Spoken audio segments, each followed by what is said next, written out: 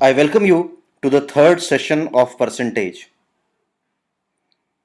How do we know by what percent one number is greater than another? Is there a standard formula for the same? Let us see. If P and Q are two numbers such that P is greater than Q, it implies that we are comparing P with Q. So therefore, P is greater than Q by what percentage? It is given by P minus Q upon Q multiplied by 100. You may note here that because we have compared with Q, the denominator over here is Q. So percentage by which P is greater than Q is given by P minus Q upon Q into 100. By what percent is Q less than P? Again, the percentage by which Q is less than P is given by, now the comparison happens with P, numerator would be the difference of P and Q and denominator should be the number with which we are making a comparison. In the second case, comparison is being made with P, therefore the denominator should be P. So the formula will be P minus Q upon P into 100. So this is an important point which you need to remember before you proceed with this session. Let us solve a few questions. If A is greater than B by 20%, then by what percent is B less than A? Now to solve this question, we need to understand that everything is given in terms of percentage. There is only one figure given and that is given in terms of percentage. In questions, whenever all values are expressed in percentages, it is a good idea to assume something to be 100. That makes the calculation very simple.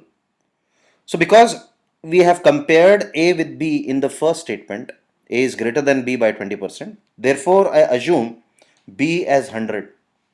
If B is 100, A must be 120. Now the question is by what percent is B less than A? So we are sure that numerator has to be the difference of A minus B. What about the denominator? Now here, because the comparison is with A, therefore the denominator must be A. So percentage by which B is less than A is given as B minus A upon A multiplied by 100. That is equal to 100 minus 120 upon 120 into 100. It is expressed as 16 by 3. Mind you, this value will be negative, but negative only indicates that B is less than A. Let us solve one more question. If A is less than B by 25%, by what percent is B greater than A? In this question, in the first sentence, comparison has been made with B. So assume B to be 100. A, which is 25% less than B, is equal to 75. Now we are asked by what percent B is greater than A. Again, the comparison seems to be with A. Therefore, in the numerator, we again have the difference of A and B, and denominator will be A. Percentage by which B is greater than A is equal to B minus A upon A into 100, which is equal to 100 minus 75 upon 75 into 100, which is equal to 33 1 by 3%. So let us solve another question. Two numbers are 20% and 25% less than a third number. By what percent is the first number greater than the second number? So here we are given three numbers. The first two are less by 20 and 25% as compared to the third number. Again, in the first segment, comparison of both the first and the second number happens to be with the third number. Therefore, we assume the third number C as 100. So because the first number is 20% less than C, therefore first number must be 80. And the second number, which is 25% less than C, must be 75. Now you are asked by what percent is the first number, that is A, greater than the second number, that is B. Again, now the numerator is clear that it must be the difference of A and B. What about the denominator? Because we are required to find by what percent first number is greater than the second. So comparison happens to be with the second number, that is B, and hence the denominator should be B. So percentage by which A is greater than B is given as 80 minus 75 upon 75, into 100, which is equal to 6 2 by 3% on simplification.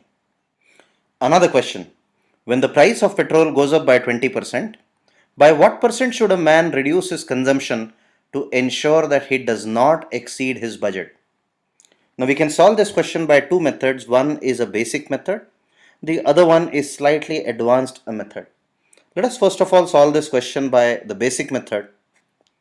Now you're given that the price of petrol goes up by 20%, and because information is given, everything is given in terms of percentage, it is ideal to assume something to be 100. But before we assume something to be 100, let us assume the price. The price of petrol as rupees 1 per liter, and the initial consumption, let it be equal to 100 units. Now why did we assume initial consumption to be 100 units? Because later on we are asked what is the percentage reduction in the consumption. So if initial consumption is 100 units, it will be easy to calculate the percentage reduction or even percentage increase in the consumption. So what is the expenditure? Expenditure is price into consumption, that is 1 into 100 units. That is equal to 100 rupees. Now when the price increases, the new price is 1.2p, 20% increase. And the new consumption, let it be equal to the expenditure 100, because we don't want the expenditure to increase. So 100 divided by the new price, that is 1.2, which yields 250 by 3, which is 83 1 by 3 units as the new consumption. So we have the old consumption, that is 100 units, and we have the new consumption, that is 83 1 by 3 units. What is the percentage decrease? The percentage decrease is given by 100 minus 83 1 by 3 divided by, we have to compare it with the old consumption, therefore divided by 100 multiplied by 100, which gives 16 2 by 3 percentage increase.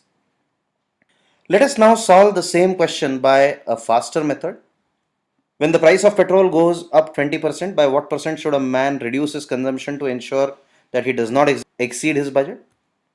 So we have P into Q as expenditure, where P is the price and Q is the consumption. So when P increases by 20%, it becomes 120% of P multiplied by, to keep the expenditure same, now the consumption has to change, and let us say Q1 is the changed value of consumption, and this must be equal to your original expenditure. See, expenditure has not changed. So 120% of P can be written as 6 by 5P. If you convert 120% into fraction, it will be 120 by 100, which will reduce to 6 by 5. So 120% of P can be 6 by 5 upon P. We have to multiply this by such a value so that the expenditure is still equal to P into Q. So by an observation, we can see that if this increases 6 by 5, and if the product has to be P into Q, then the Q must reduce to 5/6 of the value of Q. So that 6 by 5 into 5 by 6 will become 1. So basically we are looking for the multiplicative inverse of 6 by 5, which is 5 by 6. And this must be equal to P, which is the original expenditure. So what is the new consumption? The new consumption is equal to 5 by 6 Q, and 5 by 6 Q means it is 5/6 of Q. So reduction is 1/6 of the older consumption, and which must amount to 16 2 by 3% or 16.67%. Let us solve another question with the quicker method. When the price of an item goes up by 30%, by what percent should a man reduce his consumption to ensure that he keeps his budget? By the same method, initial expenditure P into Q is expenditure. P increases to 130%. So 130% of P into Q1 must be equal to expenditure. Now convert this 130% into fraction, that is 13 by 10 P. Obviously, to offset the increase of 13 by 10, I will have to multiply Q by the multiplicative inverse of 13 by 10, that is equal to 10 by 13. So we get 10 by 13 Q is equal to expenditure. So 13 by 10 P into 10 by 13 Q is equal to expenditure.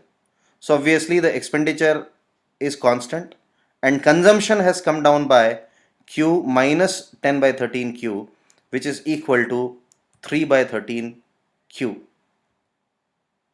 New consumption is 10 by 13 Q and the reduction is 3 by 13 Q. So reduction of 3 by 13 is 23.07%. So with this, we have come to an end of this third session of percentage. In case you have any feedback or any query, feel free to write to us at studentservices@pfindia.com. Thank you very much.